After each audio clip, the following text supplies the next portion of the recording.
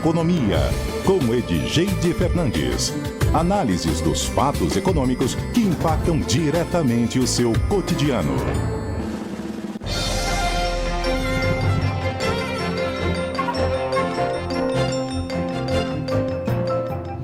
9h10. Eu acho que quando a Edgeide combinou aqui conosco, né, vamos fazer um CBN Economia, não tinha dia mais apropriado do que a quinta-feira, que parece que quarta-feira o mundo desaba, né? O Trump ontem, misericórdia, eu fiquei sem entender nada do que estava acontecendo, Edgeide. Geralmente a gente tem as super quartas que acontece de um tudo, então essa quinta ela é mais do que apropriada. Então, antes da gente receber a nossa convidada dessa manhã, falar um pouco sobre crédito rural para o agronegócio, conta pra gente, que quarta-feira maluca foi essa? O que aconteceu? O que está por vir ainda? Bom dia, seja bem-vinda. Bom dia a todos, mais uma quinta-feira daquela assim cheia de coisas, né? Cheia de novidades, cheia de conversa pra gente ter, né? E aí, então, nós temos uma... Na verdade, não foi uma quarta, né? Se você vai parar pra pensar, desde que o Trump assumiu aí a história toda, né? Ele assume e gera essa questão, assim, de conflitos. E aí, com o passar do tempo, a gente tem percebido, até a gente estava conversando, né, antes de entrar no ar, né, que a gente está vendo uma espécie de guerra mundial, comercial, mas uma guerra mundial, né? E cada dia a gente tem uma novela, cada dia é um país atacado, é o outro, né, replicando, fazendo tréplicas e réplicas em cima de taxas, em vez de ser mísseis, mas sim em cima de taxas, né? Então, assim, eu quero fazer até, antes da gente entrar no que aconteceu ontem, né, um overview do que aconteceu. Então, assim, o Trump, ele entra gerando uma incerteza muito grande no mercado, e aí ele começa a fazer, a colocar que os Estados Unidos não está muito bem na foto em termos econômicos, então ele precisa revisar para os Estados Unidos serem ou voltarem a ser o que era antes, né? Esse é o lema. Então ele faz um Estados Unidos contra a Europa, com as taxas, depois um Estados Unidos contra o Canadá, contra o México, vai para o Japão, ataca a Bangladesh, aí depois, e sempre mirando de uma hora de outra a China, né? E aí a China já visualizando que ele iria fazer isso, de bate pronto, ele coloca uma taxa na China, a China vai lá e fala, não, peraí, você colocou uma taxa de 20%, também vou colocar de 20% contra você. Daí ele adiciona, gente, 34%, fica 54%, aí a China fala, então tá, 34% contra você. E aí começa essa disputa que vai acontecer aí de segunda-feira, ele chegar e falar, não, de 34%, você me taxou, então agora vai ser de 84%. A China, não, então vou fazer contra você 54%. E aí fica nessa história, vai e vem, até que a gente teve uma situação na terça-feira que ele fala que é de 104% de taxas sobre a China. E aí, gente, 104%, vamos conversar? Ninguém comercializa com outro país dobrando o valor. A gente lembra das blusinhas. Você viu o que aconteceu com as blusinhas? As blusinhas com esse excesso de taxação que foram colocadas, hoje em dia você compra a blusinha por 20 e vai pagar aí seus mais ou quase 50 reais. Então você começa a perceber que chega no momento das transações internacionais que não compensa a gente sobretaxar do jeito que está sendo sobretaxa. A China, quando foi adicionado os 104%, chegou para os Estados Unidos e falou, não, então agora vai ser 80% contra você. E aí ontem, na história de chegarmos a ontem, os Estados Unidos falou que contra a China ele vai fazer uma sobretaxa de 125% e para os outros países, lembra do história do dia 2, lembra que eu estava comentando com vocês, olha, dia 2 vai vir uma situação aí que ele vai colocar todo mundo contra a parede, o mundo inteiro contra a parede, veio. Só que aí ontem ele recuou e falou, olha, está suspenso por 90 dias todas aquelas taxas que eu coloquei contra o mundo todo, é diferente taxa, um é para a Europa, outro é para o Brasil, outro é para o Chile, outro é para o Canadá, está suspenso e vão permanecer apenas com os 10% durante 20 dias para todo mundo. O que está acontecendo? Incerteza. Como que eu compro? Como que eu comercializo da China? Como que eu comercializo dos Estados Unidos? Como é que tá essas transações? Então, o mundo todo tá meio assim. Só foi o mercado financeiro, ele reflete muito o mercado físico. Então, como os países todos estavam sendo sofrendo sanções, sofrendo sobretaxas e as empresas que compram e vendem estavam sendo rebatidas, Apple, por exemplo, todo mundo falou, não, peraí, o que está acontecendo? Vamos suspender, vamos começar a vender posições. E a gente teve uma extraordinária queda de todas as bolsas e ontem, quando ele falou assim, suspendo as tarifas, tivemos a maior alta de todas as bolsas, assim, 10%, 8% de crescimento. Então, é um rally que a gente não sabe aonde vai parar, mas o que está posto? A incerteza. O que a gente tem de conclusão desse mundo todo? Uma incerteza muito grande, uma paralisação das transações internacionais, uma remodelação dos players de mercado, com quem eu vou comercializar, com quem eu posso acreditar, com quem eu posso ter fiducialidade, né, ter um trust, confiar, né, com quem que eu posso ter essas relações comerciais. E os Estados Unidos ali, uma hora vai, outra hora vem. Agora a China. Eu acho que a China, ela colocou um movimento assim, eu não vou ceder. Eu não vou ceder. Brasil. Quando eu olho para o Brasil, olho as relações internacionais com a China, a gente pode sofrer a indústria brasileira, ou a China, os Estados Unidos, vamos supor, não comprando da China, efetivamente, aquele excesso de produtos que estão lá na China vai vir para os outros países. E aí eu acho que o Brasil pode estar recebendo muito mais produtos da China, e isso pode afetar a nossa economia com relação ao excesso de importação. Hoje, o Brasil tem um saldo positivo na balança comercial em relação à China. Tá? Em torno de 44 bilhões é o saldo do Brasil em relação à China. Mas isso pode reverter, porque a China vai... Gente, a indústria do mundo está na China. Isso é verdade? Isso é verdade. Se os Estados Unidos, que compra 15% do que ele tem internamente, que ele compra internamente, vem da China, esses 15% vai ter que ser distribuídos, algo em torno de 430 bilhões de dólares. Vai ter que ir para algum lugar e vai ser para o resto do mundo, com certeza. Só emendando rapidinho antes da gente seguir para a nossa entrevista, isso que você falava na reta final, Edith, tem uma matéria aqui publicada pelo G1 há pouco, que o ministro do Comércio chinês, ele afirmou, lutaremos até o fim, basicamente isso que você estava reproduzindo aqui para a gente agora, acusou os Estados Unidos de sabotar as regras do comércio internacional e disse que o governo Trump está conseguindo ganhar inimigos em todo o mundo e também que está se colocando, na verdade, contra o resto do mundo. Essa é a impressão que você tem também? E aí, como é que fica o Brasil aí nesse quebra-cabeça todo? Então, a conta do Trump é assim, olha, eu compro 438 bilhões da China. A China compra de mim 143 bilhões. Então, assim, é 1/3 que a China compra de mim. Essa é uma conta que os Estados Unidos faz. Então, essa é uma conta que fala o seguinte, ó, a China tira de mim 295 bilhões de dólares. 295 bilhões de dólares. Esse é o saldo negativo dos Estados Unidos. Então, ele fala o seguinte, não, vamos sentar para conversar. Só que o jeito que ele mandou sentar para conversar foi desse jeito, atirando e toda hora fazendo um jogo de... Eu acho que é de cena, podemos dizer isso? Um jogo de cena, né? Eu acho que um jogo de cena em relação a estar sempre ampliando mais essa tarifa. Vamos ver até onde vai parar, né? Porque...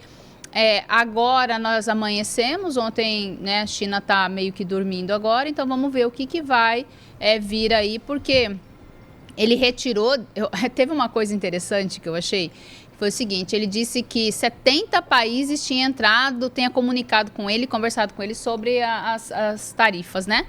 Eu falei, nossa, 70 entraram em contato em um dia? Então, assim, foi o quê? Segundos? Passou o dia inteiro no telefone? E aí, ouvindo o outro, resolveu tirar? Estranho, não é, gente?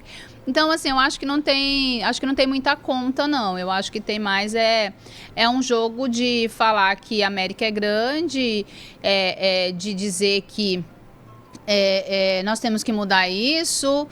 Mas posso voltar só uns 20 anos atrás, amiga? Volte pra onde você Pedro, eu vou voltar uns 20 anos atrás, tá? Vamos lá. Que é o seguinte, quando a gente volta 20 anos atrás, um pouquinho mais, né? Uns 24 anos atrás, a China foi convidada a entrar na Organização Mundial do Comércio, né? E naquele momento, a China era um país subdesenvolvido, que tinha uma população muito, muito pobre e que nesse momento começou a receber muitos incentivos do mundo inteiro. Então, devido a fatores de produção de baixo custo, o mundo, quando eu falo os Estados Unidos e a Europa, investiram nas cadeias produtivas da China. E foi nesse ponto que a China se transforma no que a China é hoje, esse poderio todo. Eles investiram na China como uma grande indústria, a China se transformou numa grande indústria e agora é como se eles quisessem mudar um pouco esse jogo, falando o seguinte: vem produzir nos Estados Unidos, que a gente também pode produzir para você. Só que hoje a gente tem os Estados Unidos com uma população de um salário alto, de imigrantes que estão sendo deportados ou rearranjados, tudo isso, de uma energia que não é limpa. Não que na China fosse, a China também não é, mas numa energia que também a gente tem uma questão de poluição e que não é da noite para o dia que vai ser construído indústrias, que não é da noite para o dia que vai ser dinamizado o setor industrial. Por quê? Porque indústria demanda tempo, né? E durante esse tempo, o que nós vamos fazer? O que os Estados Unidos vão fazer? Vai diminuir produto e aí vai aumentar a falta de oferta, aumenta preço, dá inflação, descompensa. Então, sabe, tá esquisito, tá incerto, tá esquisito, o mundo tá bem complicadinho. Antes de passar aqui para nossa entrevista, o Júlio César apresentou a solução para esse conflito todo. Olha, que top! Gente, eu não posso perder a piada por aqui. Na minha forma de ver, Estados Unidos e a China estão parecendo duas classes de quinta série. Tem moagem para os dois lados, duas turmas de bicudos, para no final, junta tudo no pátio do colégio, joga a bola todo mundo junto e depois, no período final, vai estar todo mundo comentando a treta, voltando para casa para as aulas de amanhã. Ô, criançada chata, igual o cuiabano, o Júlio César comentou aqui. E a gente vai seguir acompanhando os próximos capítulos dessa tour toda, não é, gente? E tem próximos capítulos, hein? Mas agora vamos receber a nossa convidada dessa manhã. Fica à vontade para apresentá-la para nossa audiência, falar aí do tema que você reservou, preparou para essa manhã. E daqui a pouquinho eu volto a conversar aqui com o nosso ouvinte. Então, nós vamos conversar hoje, né, com a minha colega Emília Vilela, é advogada, ela trabalha com o agronegócio já faz bastante tempo, numa área muito específica que é a área de crédito, o agronegócio e toda a questão jurídica que envolve toda essa parte de crédito para o agro. E o motivo de eu ter chamado a Emília é a minha observação com relação à economia. Eu atendo várias empresas de vários setores e a gente percebe uma falta de circulação de dinheiro na economia do Estado, uma dificuldade do comércio em fazer transações, em ampliar sua comercialização. E a gente sabe muito bem que a economia do Mato Grosso depende muito desse agro, depende muito da saúde financeira do agro, de quanto o agro consome, de quanto o agro produz, de quanto os resultados que o agronegócio traz para a economia do Mato Grosso. E a Emília, sendo especialista nessa área de crédito, eu falei: Emília, bora conversar com a gente lá na rádio, né? Então, bom dia, Emília, seja bem-vinda à CBN. Olá a todos, bom dia DJ, bom dia aos ouvintes aí. Primeiro dizer que é uma enorme satisfação estar aqui com vocês nessa manhã para falar de um tema tão importante e tão relevante para o agronegócio, que é o crédito, né? Que é o acesso ao crédito rural aí para o desempenho da sua atividade. Então, eu estarei aqui nesse momento à disposição de vocês e espero contribuir bastante com esse assunto. Legal. E aí nós vamos iniciar, Emília, esse papo nosso falando desse crédito rural. O que é esse crédito rural? Qual é a importância dele para o agronegócio? Então, nós sabemos, né? O setor do agronegócio é um setor altamente demandante de crédito rural.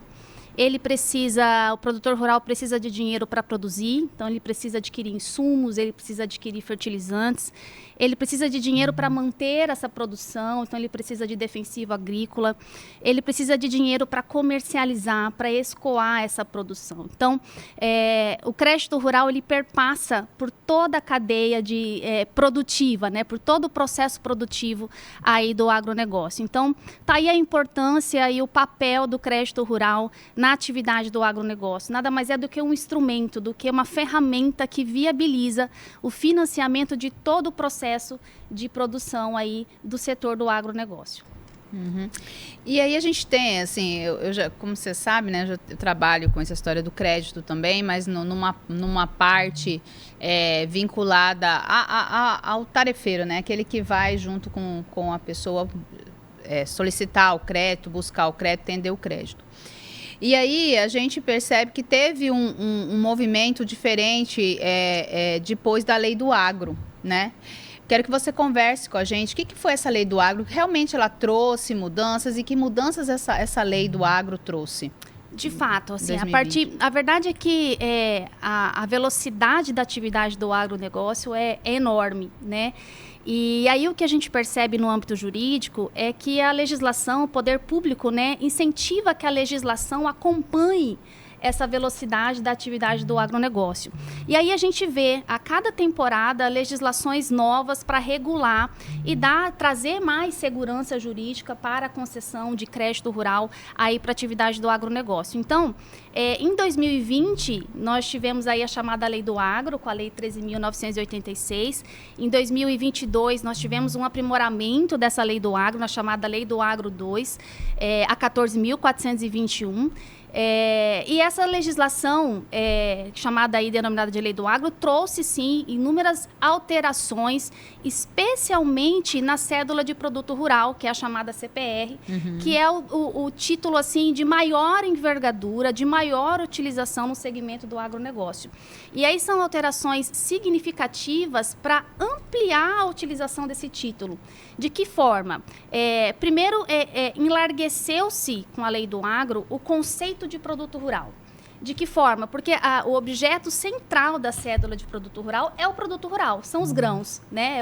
É a produção, é o resultado dessa lavoura que é o objeto central dessa cédula de produto rural. E com a Lei do Agro, enlargueceu-se esse conceito de produto rural, também admitindo como objeto desse título produto de atividade de extrativismo vegetal, produto de pesca, resíduos, né, do agronegócio de valor econômico, então farelo de milho, farelo de soja, então tudo aquilo que não é grão também pode ser objeto de CPR. Então, eu aumento as chances e as possibilidades de alcançar crédito com produtos, não só aqueles vinculados a soja, algodão, milho, produto essencial ali da lavoura.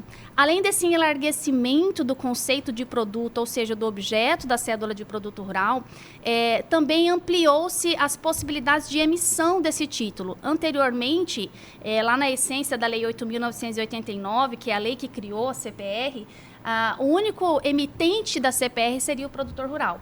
Com a Lei do Agro, tanto a Lei do Agro 1 quanto a Lei do Agro 2, possibilita-se que outros agentes aí dessa cadeia agroindustrial também possam emitir a cédula de produto rural. Então, empresas que comercializam, empresas que participam do processo de industrialização também podem emitir a cédula de produto rural. E inúmeras outras alterações aí para beneficiar o acesso ao crédito. Desburocratizou o registro desse título, dinamizou também assinaturas, possibilitando assinaturas digitais, né? Além disso, trouxe um reforço de garantia para o título da CPR, que é o patrimônio rural em afetação. Então, assim, a CPR, ela admite todas as modalidades de garantia. Eu estou falando de penhor, eu estou falando de hipoteca, eu estou falando de alienação fiduciária. E com a Lei do Agro, criou-se essa outra modalidade de garantia, que é o patrimônio rural em afetação, que também possibilita com que o produtor rural possa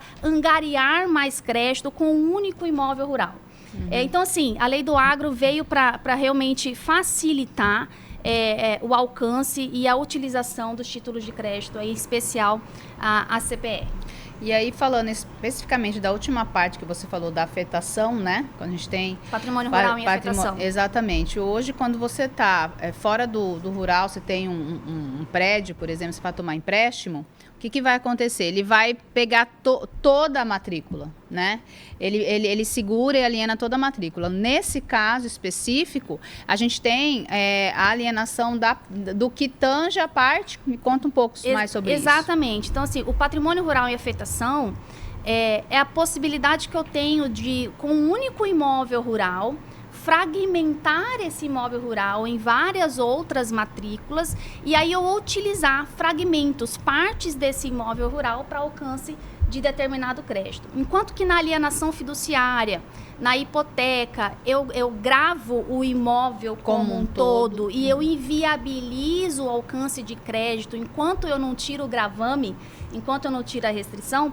Com o patrimônio rural em afetação, num único imóvel rural eu consigo fragmentar, né, em pedaços de terras menores e utilizar cada unidade dessa para um alcance de crédito diferente. Então, essa é a grande vantagem do patrimônio rural em afetação. Ele passa por um processo muito próximo da alienação fiduciária, então todo tramitado aí dentro de cartório de registro de imóveis. E aí a diferença maior aí é que eu não inviabilizo o imóvel todo, eu consigo acessar crédito utilizando partes desse imóvel rural para alcançar, né, o crédito necessário. Esse fracionamento, ele de certa forma ajuda o pequeno e médio produtor, na tua visão? Auxilia bastante, justamente por isso, porque tanto o pequeno quanto o médio, né, produtor rural precisa de crédito aí para a sua produção, para toda a sua cadeia produtiva.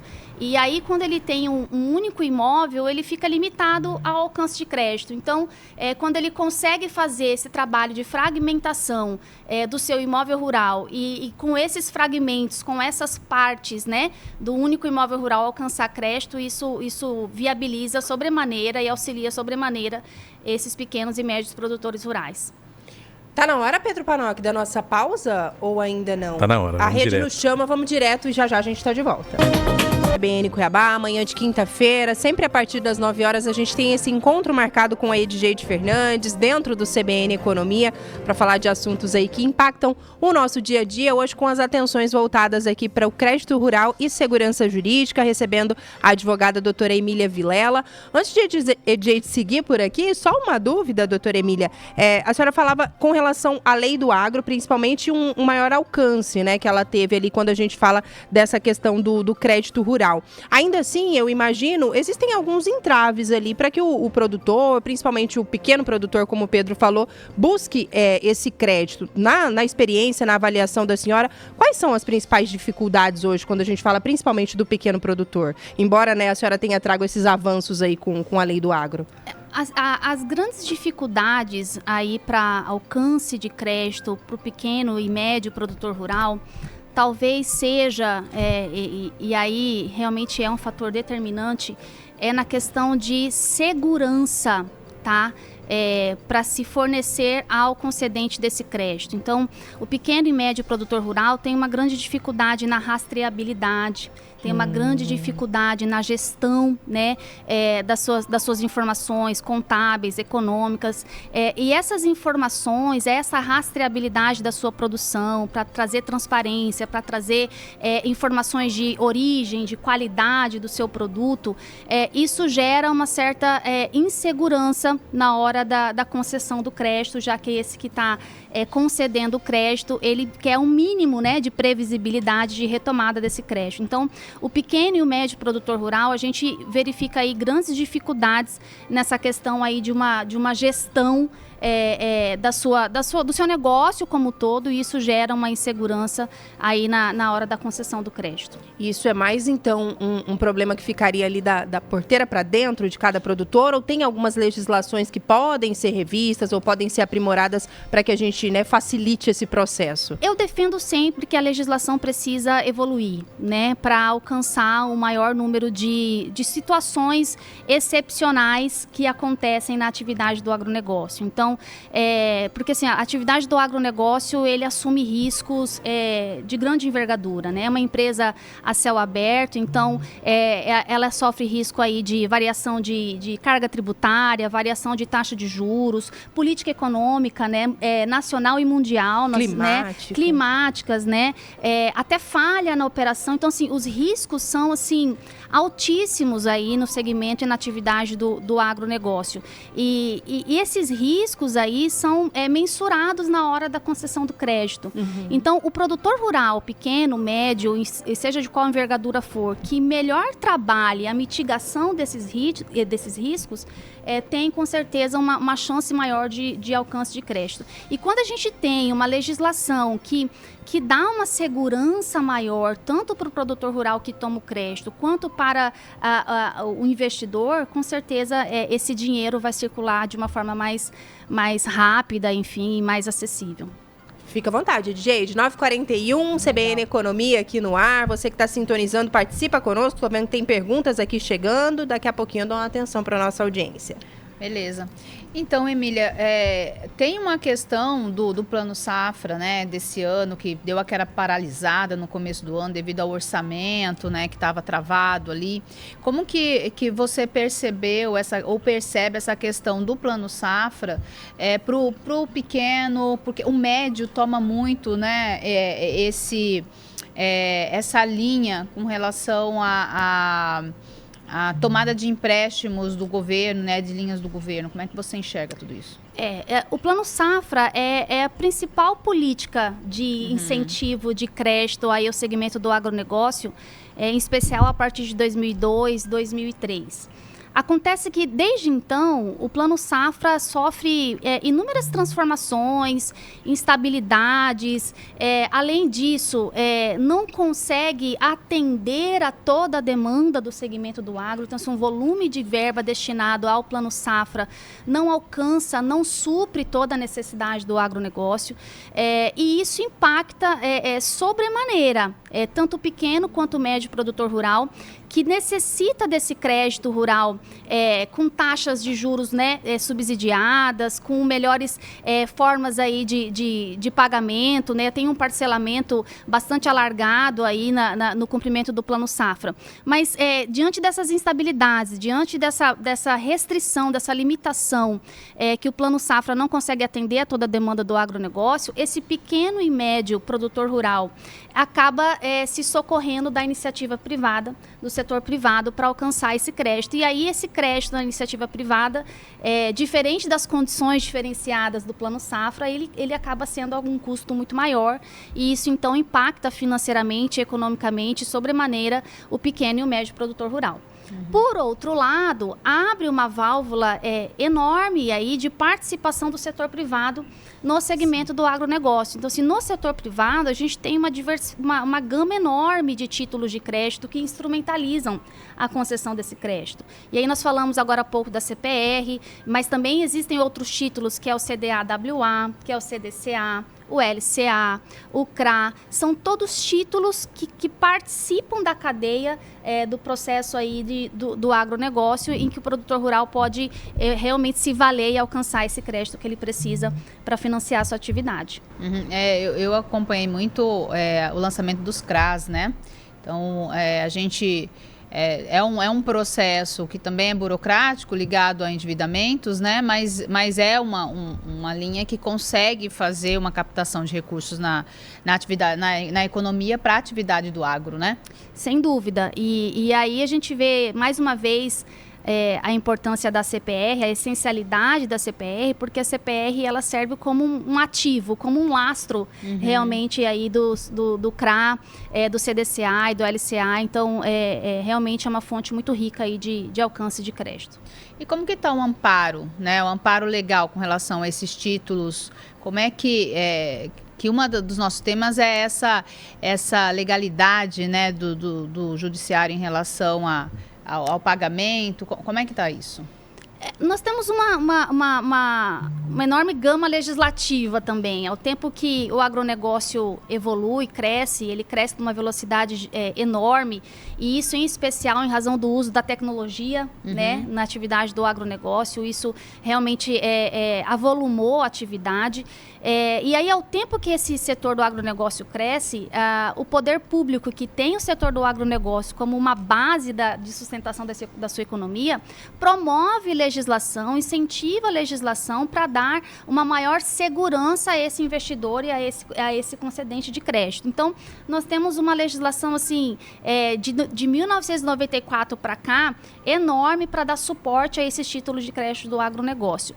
O que acontece é que essa legislação, em boa parte dela, deixa brechas para interpretações que acabam enlarguecendo conceitos, que acabam relativizando garantias, e aí trazendo realmente uma enorme insegurança nesse âmbito aí de concessão de crédito. Então, a gente tem um aparato legal bastante robusto, penso que a gente tem sempre que aprimorar, mas temos aí, junto com ele também, algumas interpretações judiciais e legislativa que acabam trazendo um pouco a fumaça aí da insegurança quando enlarguece conceito, quando relativiza-se garantias, e esse é um cenário que realmente o mercado financeiro não espera e não atua. Pedro Panoc, cadê? Achei, voltei meu som. E Edgeide, doutora Emília. O Daniel, ele tem mais algumas dúvidas com relação a essa situação, doutora Emília, do pequeno produtor. Ele fala, doutora, tem que dar a terra inteira como garantia? Como é que funciona isso? Dá para reproduzir o áudio dele, Pedro Panoc? Tá sempre ligadinho aqui conosco, já é um Edgeide. Bom dia, Camila Ribeiro. Bom dia, Pedro. Aqui é o Daniel da Chácara dos Pinheiros, aqui no Cochipó. Através do meu som aqui, todo mundo está ouvindo a melhor rádio do Brasil, a CBN de Cuiabá. Fazer uma pergunta entrevistada, né? E a responsável da economia, que toda sexta-feira está aí, sou muito fã do trabalho dela, né? O pequeno produtor, para arrumar crédito no banco, eu acho que a dificuldade maior é o seguinte: tem banco aí que você tem praticamente garantia passar a terra sua no nome dele, né? Como fazer? O banco, ele libera um crédito facilmente porque ele é um pequeno produtor, ou ele precisa de uma garantia, né? Você tem que praticamente, né, comprometer a safra ou própria terra para ter esse crédito. Como funciona isso? É muito simples ou só os grandes produtores têm facilidade de crédito? Se ela puder responder, agradeço, Camila. Manda um bom dia pro pessoal aqui da Chácara dos Pinheiros que está ligado na economia, e até amanhã. Tá aí um pouquinho, ele querendo saber mais, Edith, sobre alguns tópicos que a gente já até tratou, mas o Daniel ainda tem aí algumas dúvidas, né? Eu tenho que vender, dar toda a minha terra de mão beijada pro banco? Como é que funciona isso? Eu acho interessante, Emília, você explicar aquela situação da CPR física com a CPR financeira. Eu acho que isso amplia mais o questionar a questão, né? É que assim, uma coisa, outra coisa é outra coisa, né? Essa frase. Ela diz tudo. Ela é maravilhosa. Ela serve para todo lado da vida. Porque assim, aquele que concede crédito, seja instituição financeira pública, privada, né, seja fundo de investimento, seja o setor privado ali, empresas, né, revendas, para conceder o crédito, ela precisa de previsibilidade. Uhum. Ela precisa de um mínimo de segurança de retomada desse Por isso crédito, que faz cálculo de viabilidade. E aí, para isso, é para isso que nascem as garantias, né? Então, assim, eu tenho inúmeras possibilidades de garantias aí que vão permear o crédito rural. E a grande maioria delas está ligada à hipoteca, está ligada à alienação fiduciária, e aí tem essa nova modalidade, que é o patrimônio rural em afetação, que ainda é muito pouco utilizada, talvez por falta de conhecimento, talvez por falta de que realmente é uma legislação nova e essa informação precisa chegar na ponta, precisa chegar ao produtor rural, talvez por conta da burocratização para se realmente formar esses patrimônios rurais em afetação, porque, como eu disse aqui, são fragmentos de um mesmo imóvel, então como isso vai se dar perante o cartório, tem custo isso, então se não é tão simples assim mesmo, mas a verdade é que aquele que concede crédito, ele precisa de garantia, e aí ele vai atrás de uma garantia, de uma segurança realmente palpável, robusta, para que ele realmente veja, né, uma previsibilidade na retomada desse crédito. Então, por isso que muitas das vezes eu tenho o imóvel rural todo vinculado ao crédito, por isso que muitas das vezes eu tenho a própria máquina vinculada ao crédito. Então, não tem muita escapatória independente nesse sentido, do tamanho, né? Independente do tamanho, do pequeno, do médio ou do grande. Agora, essa história da CPR física e da CPR financeira são as condições em que essa CPR ela é emitida. Então, eu tenho como objeto da CPR o produto, e aí eu estou falando da CPR física, como ela acontece. É o produtor rural que precisa do crédito para plantar. Ele chega numa revenda, e eu estou dando um exemplo bem prático aqui. Chega numa revenda, eu preciso de insumo. essa revenda, então, fornece o insumo com a garantia de que o produto dessa lavoura vai ser o objeto de pagamento desse insumo. Então, eu pego o insumo e te dou o produto, né? Essa é a verdadeira CPR física representativa de operação de barter. Tá?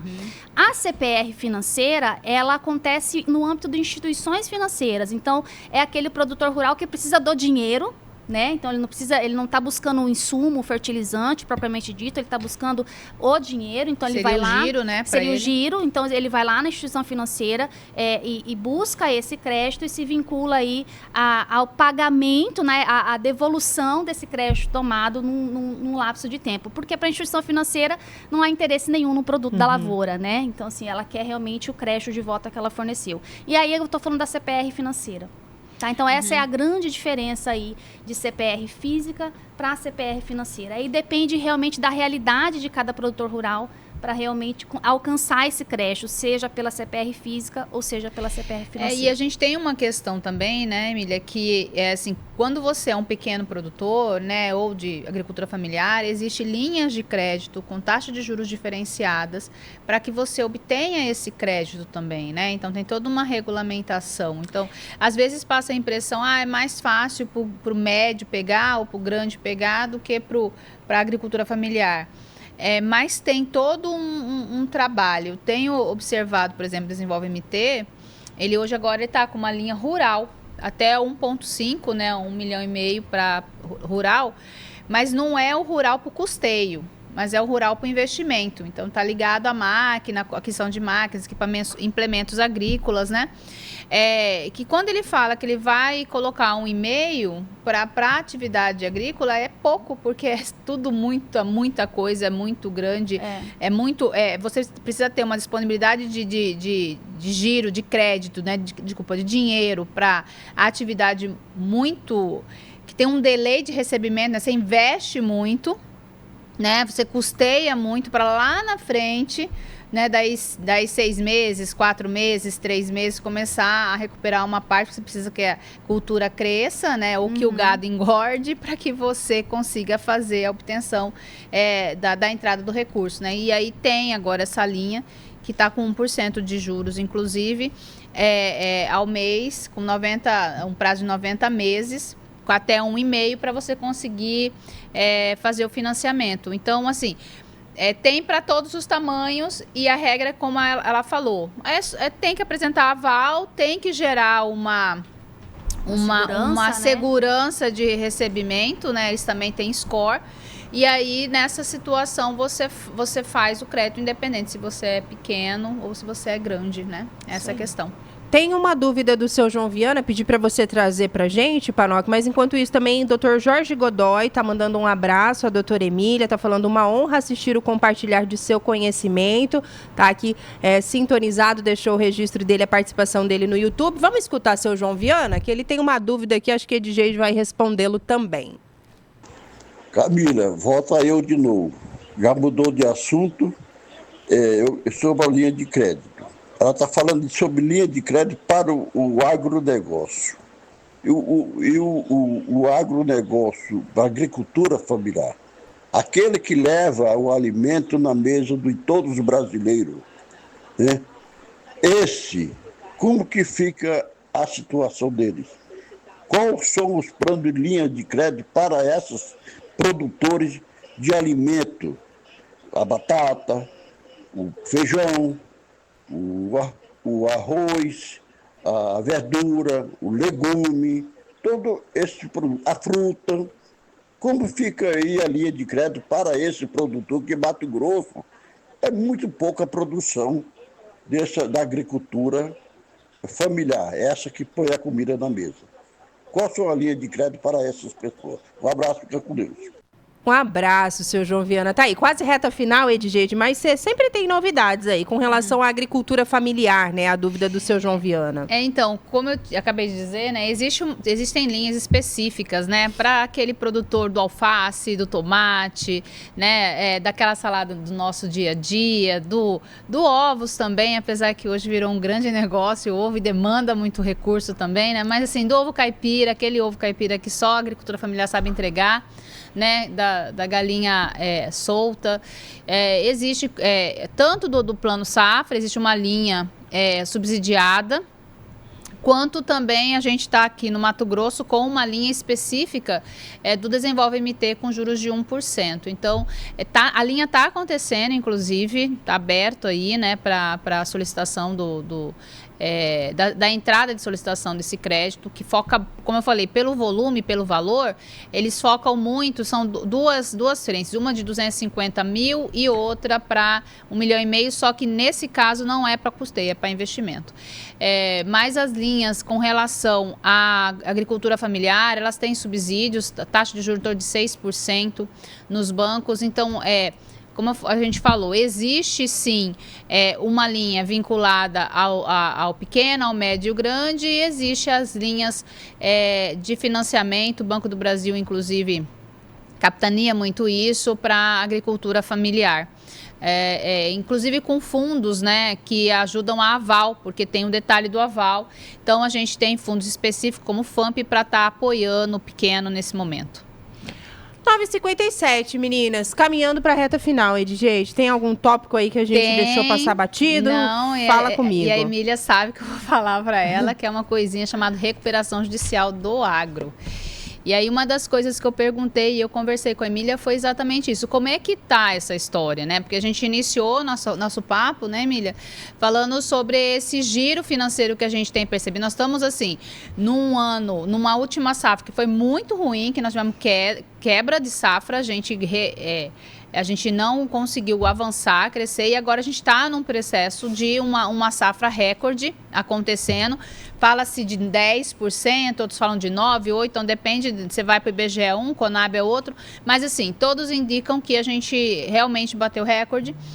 E como é que está a história? Porque a gente falou de CPR, falamos do crédito rural, falamos do CRA, falamos de vários instrumentos aqui que facilitam e geram crédito, né, para o produtor, tanto privado quanto o público.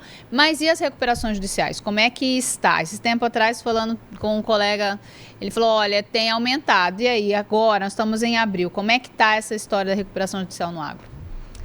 Bom, primeiro eu quero agradecer o meu amigo Jorge Godoy, tá? Um querido amigo, colega de profissão, professor junto comigo lá na Universidade de Cuiabá também. Um grande abraço, Jorge Godoy, obrigada pela mensagem. E com relação à recuperação judicial, Edjeide, em que pese esse cenário favorável de super safra, o que a gente verifica é que o volume de recuperação judicial tem aumentado e tende a aumentar cada vez mais, considerando que assim, as condições adversas, elas persistem e vão persistir ao longo de muito tempo. Emília, né? Aumentar. Então, assim, nós tivemos uma pesquisa divulgada essa semana aí do Serasa de volumes de recuperações judiciais no agro, que aumentaram 345% do ano passado para cá. Então, do ano passado para cá, de 127 pedidos de recuperação judicial no agro, nós já estamos no volume de 560 e poucas recuperações judiciais no segmento do agronegócio. E desse volume, 30% está concentrado aqui no Mato Grosso. Então, assim, a recuperação judicial é uma realidade. O cenário favorável de super safra, né, não vai modificar o rumo desse crescimento aí para a recuperação judicial, porque a instabilidade econômica e financeira ela persiste aí junto com a atividade do agronegócio, e o produtor rural tem visto a recuperação judicial como uma saída mais rápida, como uma saída mais imediata para resolver a sua situação de crise econômico-financeira. A recuperação judicial é um instituto muito válido, é um instituto muito seguro, é um caminho em que os empresários, o empresário rural tem para poder reestruturar a sua dívida, para poder reestruturar o seu negócio, sim, mas também tem sido um espaço para algumas aventuras jurídicas. jurídicas, infelizmente, né? Então, dentro desse volume enorme de recuperação judicial, eu tenho realmente produtores rurais que precisam do Instituto e que realmente estão numa condição de crise econômico-financeira que só a recuperação judicial realmente pode auxiliar no seu erguimento dessa atividade, mas eu também tenho cenários de produtores rurais que não estão numa situação de crise econômico-financeira a ponto de um processo de recuperação judicial que tem efeitos colaterais assim enormes, né, no segmento como um todo e que passa por muito tempo.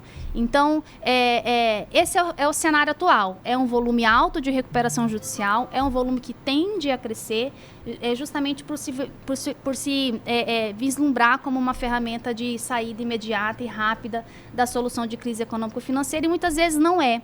Né? Existem soluções alternativas. Emília, eu vou ter que fazer aquela pausa rapidinho, mas a gente vai e volta para que a gente possa concluir, tá bom? É bem rápido, já voltamos. Gente, rapidinho pra gente encerrar aqui, para seguir pro nosso próximo convidado. O assunto rendeu, a audiência participou. Já queria agradecer a Emília, mas eu sei que você tem mais uma dúvida, né? Uhum. É da RJ ainda. Isso. Os abalos da RJ. Exatamente, Emília. Você que está nesse mundo, assim, me conta rapidamente, né, que a gente está em cima do horário, mas as consequências de uma recuperação judicial para o produtor. O que você coloca aí na mesa para nós? O que precisa ter em mente, e aí de forma bastante clara, é que a recuperação judicial, ela é um caminho sem volta. Tá? E de que modo eu estou dizendo isso? A partir do momento que você pede recuperação judicial, produtor rural, enfim, ele precisa fazer valer esse instituto e a recuperação judicial efetivamente ser implementada.